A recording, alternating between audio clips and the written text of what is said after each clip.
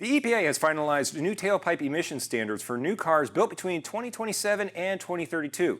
The regulation will require new vehicles sold in the U.S. to meet the most stringent emission standards in history. Joining us with more is Chet Thompson, President and CEO of AFPM. Chet, tell us about the EPA's new emission standards.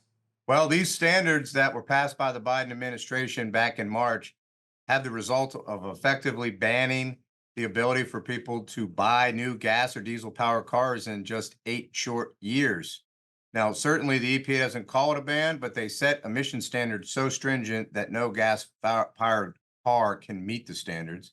This standard is frankly bad for consumers, it's bad for our economy, and really bad for our national security. How will these new regulations impact existing vehicles?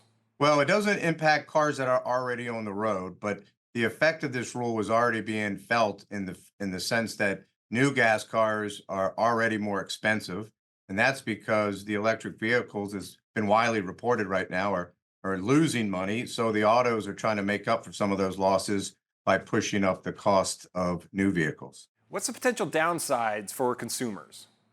Well, the real big downside is consumers are going to have less choice on the types of automobiles that they can purchase. So, like I said, in 8 short years, it'll be effectively, really difficult for any person to buy a new car. So it's going to force people to buy electric cars. Those are more expensive. They don't fit everyone's lifestyle, and it's going to make everything more expensive. What about stopping or slowing down these regulations? Well, those are pretty big. It takes away consumer choice.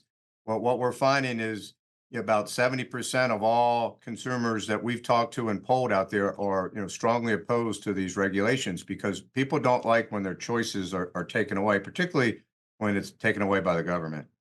Great. And where can we go for more information? Well, the best course of action is for folks to get smart about this, and they can do that by going to don'tbanourcars.com. And policymakers need to hear from folks. There's still a chance for Congress to step in and stop this regulation from taking effect. But that's only going to happen if policymakers hear from their constituents and hear quickly.